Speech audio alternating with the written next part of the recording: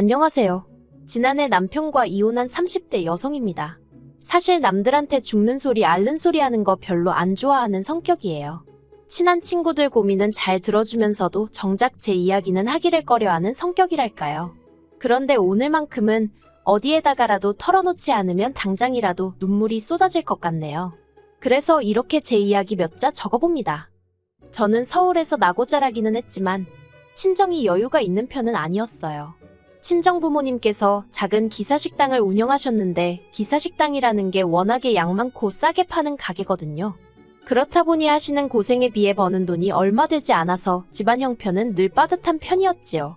제 밑으로는 2살 어린 여동생이 있었는데 여동생이 건강이 좋지 않아 친정 부모님의 도움이 늘 필요하기도 했고 그래서 어쩔 수 없이 식당을 운영하셨던 것도 있어요. 그래서 저는 고등학교를 마치고 대학을 졸업할 때 처음부터 4년제는 생각하지도 못했습니다. 그렇다고 아예 대학을 안 가면 대한민국에서 누가 나를 사람 취급이나 해줄까 싶어서 일단은 전문대에 들어갔어요. 전문대도 대학이냐고 비웃는 사람들도 있었지만 저한테는 소중한 배움의 기회였기에 최선을 다했네요. 그래서 2년 동안 장학금 받았고 졸업하자마자 특채로 대기업에 들어갔지요. 솔직히 그때만 하더라도 내노라 하는 회사까지 들어왔으니 이제 저를 누가 무시할까 생각했어요. 그런데 어떻게 된 건지 저는 말한 적이 없는데 제가 어느 학교를 졸업했는지가 다 소문이 나 있더라고요. 그리고 당시 사수는 자기는 대한민국에서 몇 손가락 안에 꼽히는 대학을 나왔다며 어떻게 우리가 한 사무실에서 일을 할 수 있는 거냐 그러더니 이후로 툭하면 저한테 수준이 낮다, 귀가 먹었냐, 말이 안 통한다. 엄청난 폭언을 쏟아내기 일쑤였지요. 게다가 그뿐만이 아니라 다른 직원들한테 제 욕을 그렇게 많이 하고 다녔더군요. 그 사실을 알게 된 건 그나마 저를 안 됐다고 여긴 몇몇 직원들이 그 내용을 전해주었기 때문이에요. 솔직히 지금이라면 똥이 무서워서 피하냐 더러워서 피하지 하고 무시했을 수도 있고 아예 회사 인사팀의 폭로의 일을 크게 만들었을지도 모릅니다. 그런데 그때는 아무리 제가 사회생활을 하고 있다곤 해도 겨우 24살이었거든요. 그래서 사수한테 더 설설기면서 나를 좀 예쁘게 봐줬으면 그런 생각만 했어요. 하지만 결국 제가 한 노력은 소용이 없었고 저는 건강만 잃었습니다. 그래서 회사를 관두고 나왔는데 어떻게 살아야 할지 막막하더라고요. 그리고 그때 지인이 마음도 달랠 겸 뭐라도 한번 배워보는 게 어떠냐며 제과학원을 추천해 주었습니다. 솔직히 처음에는 한 번도 관심을 가져본 적이 없던 분야라서 제가 잘할 수 있을지 모르겠더라고요. 그래서 일단 동네 문화센터에 등록을 했어요. 그런데 일주일에 한 번 있는 그 수업만 기다려질 만큼 배우는 게 재밌더라고요. 게다가 가르치러 오던 강사도 저에게 아무래도 이쪽에 재능이 있는 것 같다며 본격적으로 한번 배워보는 게 어떻겠냐는 거예요. 립서비스였을지도 모르지만 어쨌든 당시에는 그 말에 혹해서 미친 척 1년에 2천만 원짜리 학원에 등록을 했어요. 솔직히 등록하면서 친정부모님한테는 말하지 않았습니다. 친정부모님은 그래도 제가 대기업에 들어가서 이제 살림살이 좀 나아지겠다며 좋아하셨는데 그런 회사를 제가 2년 만에 제 발로 나왔다는 사실에 크게 실망스럽다 하셨거든요. 친정부모님에 대한 원망을 쏟아내고 싶지는 않지만 친정부모님의 관심은 늘 여동생에게 향해 있었고 저에게는 기대와 책임만이 부여되어 있었어요. 그래서 회사를 관뒀을 때도 친정부모님은 사회생활을 하다 보면 이런 일도 있고 저런 일도 있는 거지 그걸 못 버티고 나가 떨어지냐며 제 탓을 많이 하시대요. 제가 아무리 맏딸이라고 해도 맏딸은 강철로 만들어진 것도 아니고 저라고 그런 친정부모님의 반응이 왜 서운하지 않았겠어요? 그래서 회사를 관둔 이후로는 친정부모님한테 조금씩 비밀 아닌 비밀을 만들게 된 거지요. 아무튼 그렇게 벌어놓은 돈 까먹으면서 제과학원을 다녔어요. 그런데 마지막 수업이 있던 날 계속 저를 가르치던 강사님이 저더러 자기가 일하는 호텔에서 일해볼 생각이 있냐고 묻더라고요. 거기서 정식으로 경력을 쌓으면 두고두고 도움이 될 거라면서요. 그래서 얼떨결에 호텔로 취업을 하게 되었습니다. 그리고 그렇게 호텔에서 일하게 된 지 6년쯤 되던 때 지금의 남편을 만났습니다. 소개로 만났는데 말도 잘 통하고 취향도 비슷해서 사귄 지 1년도 되지 않아 결혼 얘기까지 일사천리로 진행이 되었지요. 하지만 돈이 웬수라더니 돈 이야기가 나오면서 처음으로 잡음이 생겼어요.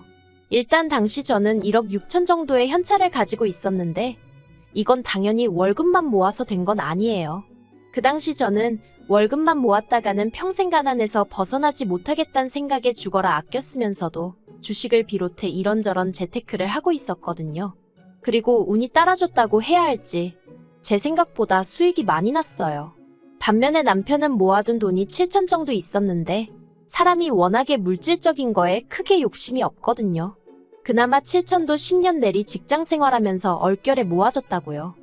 그런데 문제는 남편이 어머님한테 어떻게 이야기를 한 건지 어머님이 상견례 자리에서 며느리가 1억 6천이나 모았다고 하던데 그 외에 친정에선 얼마나 보태주실 생각이냐. 우리 쪽에서는 집을 해주려고 한다 뭐 그런 말씀을 꺼내셨어요. 근데 문제는 저희 친정부모님은 제가 그 정도의 현찰을 가지고 있는지도 모르셨고 제가 결혼한다고 해서 얼마나 도와주실 상황은 더욱 아니었거든요. 그래서 친정부모님이 먼저 그게 무슨 소리냐, 금시초문이다 라는 반응을 보이셨고 그런 반응에 시부모님은 시부모님대로 당황해하셨지요. 그러면서 한마디로 분위기가 엉망이 돼버렸어요. 그리고 결국 어머님께서는 한 집에선 아무것도 안 한다는데 다른 집에서 독박을 쓸 수는 없다 뭐 그렇게 말씀을 하시더니 집 얘기는 없던 걸로 하자고 하시대요. 그러니까 저도 어머님 말씀이 머리로는 이해가 되는데 한편으론 서운하고 치사하단 생각도 드는 거예요. 어쨌든 저랑 남편이 모은 돈만 보자면 제가 2배가 넘었으니 그걸 좀 봐주시면 안 되나 싶기도 하고 결국 저를 포함한 양쪽 사람들 모두가 마음이 상하게 되었고 제가 남편더러 이럴 거면 결혼에 있어서는 모든 비용을 칼같이 반반 부담하자 했습니다. 그러자 남편도 여러 가지로 상황이 복잡하게 되었다면서 차라리 그게 깔끔하겠다는 제 말에 동의를 하대요. 그렇게 저 7천 그리고 남편 7천 총 1억 4천에 대출받아서 결혼식도 올리고 이후로 작은 빌라 전세로 들어갔어요. 그리고는 뭐 남들처럼 평범한 신혼생활을 시작했습니다. 사실 남편과 같이 살기 시작했다 뿐이지 처음엔 그렇게 제 삶이 크게 달라졌다 그런 느낌은 없었어요. 오히려 그런 생각은 제가 호텔을 관두면서 들더라고요. 사실 호텔을 관둔 건 조금은 충동적인 결정이기도 했어요. 당시 남편과 결혼하면서 생각보다 지출이 적었기에 제 손에는 여전히 1억이란 목돈이 남아있었거든요. 그런데 떡 줄 사람은 생각도 않는데 김칫국 마시는 사람이 한둘이 아니대요. 일단 친정부모님은 이 돈을 가지고 식당을 확장을 했으면 좋겠다 아니면 네 여동생 좀 편해지게 이사 좀 가게 보태달라 그런 말씀을 하셨습니다. 그리고 시부모님은 시부모님대로 아버님이 차를 10년째 타고 계신다는 둥, 신혼대학 등록금이 올랐다는 둥, 솔직히 어느 집에 가도 그런 이야기를 자꾸 해대니 부담스럽기도 하고 짜증이 나더라고요. 그리고 저는 1억이 아니라 그중 100원도 그런 식으로 쓰고 싶지 않았어요. 저도 남편과 결혼하기 전까진 혼자 반지하에 살면서 악착같이 만든 돈이었으니까요. 그래서 에라 모르겠단 심정으로 호텔을 관두고 제 가게를 내버렸습니다. 이러나 저러나 어영부영 뺏길 돈 같으면 내가 쓰고 싶은데 한번 써보기라도 하자 그런 생각이었지요. 그런데 제가 가게를 냈더니 친정이고 시댁이고 할 것 없이 난리도 아니었습니다. 양쪽 집안에서 다 저더러 욕심이 사납네. 집밖에 모르는 난리도 아니더라고요. 그래도 다행히 남편만큼은 제 편을 들어주었습니다. 한번 사는 인생, 하고 싶은 대로 멋지게 살아보라면서 능력이 되니까 사고도 치는 거라나요. 그리고 전 남편의 응원에 힘입어 밤잠 줄여가며 제 가게를 꾸려나가기 시작했어요. 가게가 자리를 잡는 데는 그다지 오랜 시간이 걸리지 않았어요. 개업한 위치가 제가 일하던 호텔에서 멀지 않기도 했고 다행히 같이 일하던 동료들도 제 선택을 응원한다며 다방면으로 도움을 주었거든요. 그래서 입소문이 빨리 나기도 했고 미디어에서 몇 번 다뤄지기도 했지요. 그리고 그 덕분에 더도 말고 덜도 말고 딱 호텔에서 일할 때만큼만 벌면 좋겠다 생각했는데 반년 만에 그 2배를 넘어섰어요. 이후로 가게 확장하고 직원 더 뽑고 8평짜리 가게가 30평대로 넓어지대요. 그리고 그때부터 다시 시작이었어요. 친정과 시댁에서 번갈아 가면서 사람을 괴롭히는 거요.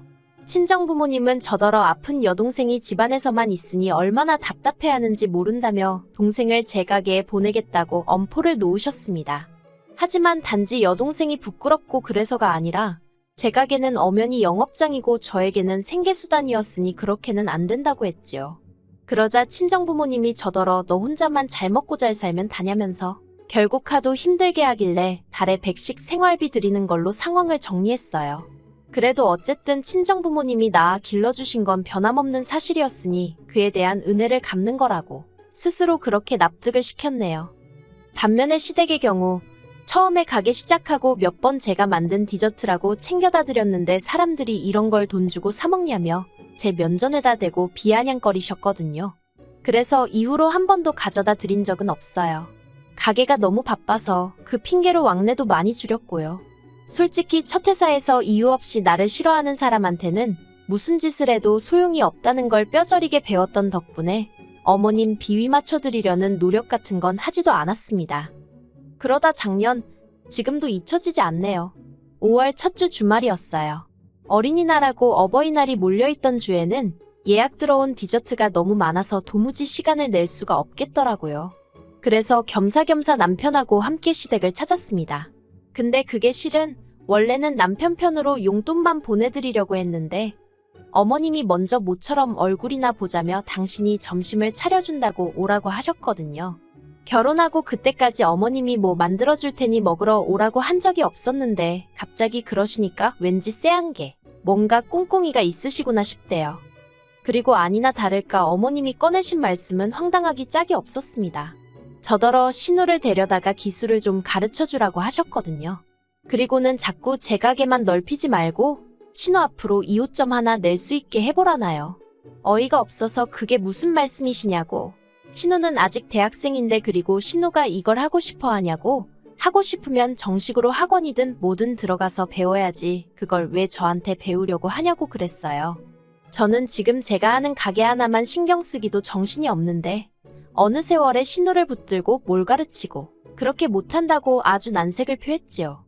그랬더니 어머님이 저더러 뜬금없이 하시는 말씀이 너는 결혼할 때부터 하나도 마음에 드는 구석이 없었답니다.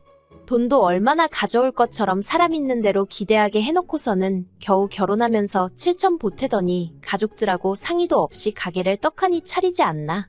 그러자 남편이 얼굴이 벌개져서는 어머님더러 갑자기 그게 다 무슨 말씀이시냐며 나도 7천에 갔는데 왜 그러냐. 그리고 가게 차리는 거 나랑 상의했다. 자기가 번 돈으로 자기 가게 차린 거를 왜 어머니가 뭐라고 하시냐?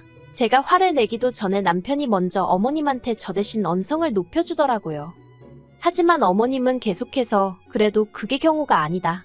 그리고 지금도 봐라. 지 혼자 잘 먹고 잘 살궁리만 하지지 신우 좀 챙겨주라니까 벌써 싫어요. 못해요. 아주 유세도 저런 유세가 없다면서. 듣다 못한 제가 어머님께 그랬습니다. 어머님 말씀대로 저 잘 먹고 잘 살궁리만 하고 살아요. 그런데 제가 잘 먹고 잘 살게 되면 안 되는 거예요? 그래서 어머님 아들도 덕을 많이 보고 있잖아요. 실제로 제가 벌어오는 돈이 늘어서 어머님 드리는 용돈도 늘어난 거예요. 저 주말에도 어깨 빠져라 팔목 부서져라 디저트 만들어대는데 어머님 아들은 골프장 가서 골프 쳐요. 어머님 아들은 회사 다니면서 한 달에 겨우 300 가져오는데 어머님 지난번 생신 때 호텔에서 식사하셨죠? 거기 한 사람당 30만 원짜리였어요. 그런데 어머님이야말로 돈 내는 저랑 상의도 없이 신우 남자친구까지 부르셨잖아요. 그래놓고서는 저더러 혼자 잘 먹고 잘 살 궁리만 한다고요. 어머님 말씀 그렇게 하시는 거 아닙니다.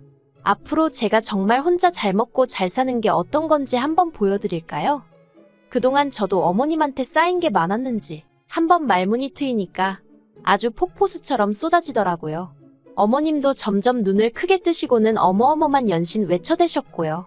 그리고 그때부터 집안 분위기가 아주 냉랭해졌어요. 어머님이 저더러 할 말이 없다면서 그렇게 잘났으면 너 혼자 살지. 왜 내 아들이랑 사냐 그러셨거든요. 그러자 남편이 또 다시 어머님 떨어 진짜 왜 그러시냐고 그러다 이 사람이랑 나랑 헤어지기라도 했으면 좋겠냐고 화를 내대요. 그런데 그런 남편더러 어머님도 그래 차라리 헤어져라. 돈 몇 푼 가지고 시부모 무시하는 며느리 나는 못 본다. 제가 지금은 나를 무시하지만 나중엔 남편인 너 무시 안 하겠냐 그러시더라고요. 정말 말이 안 통한다 싶어서 마음대로 생각하시라고 했습니다.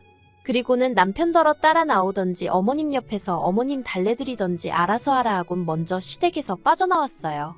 그때부터 왜인지 눈물이 쏟아지기 시작하대요. 제 딴에는 열심히 산다고 그런 건데 친정부모님은 친정부모님대로 아픈 손가락인 여동생만 챙기시지 시부모님은 절 무슨 돈도고름 벌레 취급하시지. 그나마 믿을만한 건 남편 하나지만 천륜을 끊게 할 수도 없고 남편이 제 옆에 있는 한 저런 시부모님을 계속 보고 살아야 하는데 어떡하면 좋나? 한숨만 나올 뿐이었어요. 한편 집에 도착하고 얼마 지나지 않아 남편도 들어오더군요. 따라 나왔는데 그새 제가 안 보이더라며. 그리고는 한다는 말이 일단 어머님이 막말하신 건 자기가 대신 사과하겠답니다. 어머님이 신우가 저처럼 멋진 여자가 되었으면 하시는 걸 그렇게 표현하신 것 같다나요. 제가 남편더러 그렇게 매번 중간에서 어떻게든 좋은 쪽으로 말하려고 하니까 결국 이 사단이 나지 않았냐고. 그냥 당신도 노선을 똑바로 잡으면 좋겠다 했습니다. 확실히 내 편을 들어주던지 그게 아니면 차라리 헤어지는 것도 나쁘지 않겠다고요. 그러자 남편이 사색이 되어서는 저더러 한다는 말이 저도 친정하고 영 끊고 못 살지 않냐면서 왜 근데 자기더러 그런 선택을 하게 하냐는 거예요. 틀린 말은 아니었지만 그래도 남편이 그렇게 나오니까 서운하더군요. 하지만 전 솔직히 매달 100만 원씩 드리는 건 자식으로서 마지막 돌이다 생각하고 하고 있었고 거기서 좀 더 바란다 싶으면 연을 끊을 생각도 하고 있었어요. 그래서 남편에게 제 마음을 솔직히 털어놓고 이혼하자 했습니다. 친정도 시댁도 당신도 다 필요 없다고 오로지 나만 생각하며 살고 싶다고요. 그리고 얼마 후 결국 저희는 협의 이혼을 하게 되었습니다. 남편에게 혹시 위자료라도 받아내고 싶냐고 물었더니 그런 건 필요 없다대요. 자기가 바라는 건 그저 제가 마음의 여유를 찾고 행복하게 사는 것뿐이라나요. 그리고 완전히 남편과 제가 남남이 되고 나서야 어머님이 저희 이혼 소식을 알게 되신 모양이었어요. 어머님이 그제서야 당신이 잠깐 미쳤었나 보다며 그래도 어떻게 이혼을 하느냐고 눈물을 보이셨지요. 하지만 제가 별 반응을 보이지 않자 이내 저더러 제가 당신 아들 인생 조져놨다대요. 그 소리를 들으니 역시 이혼하길 잘했다 싶더라고요. 그래서 영업방해나 하지 마시라고 소리를 지르곤 면전에 소금을 뿌렸네요. 그리고 이후로 지금까지 저는 혼자 가게를 운영하며 지내고 있어요. 친정과는 있는 대로 소원해졌지만 한 달에 100만 원만 들이면 적어도 사람을 힘들게는 안 하니 다행이다 싶어요. 가게는 요새 프랜차이즈로 돌려볼 생각이 없냐는 문의가 많아서 고민 중입니다. 솔직히 외로운 날도 많아요.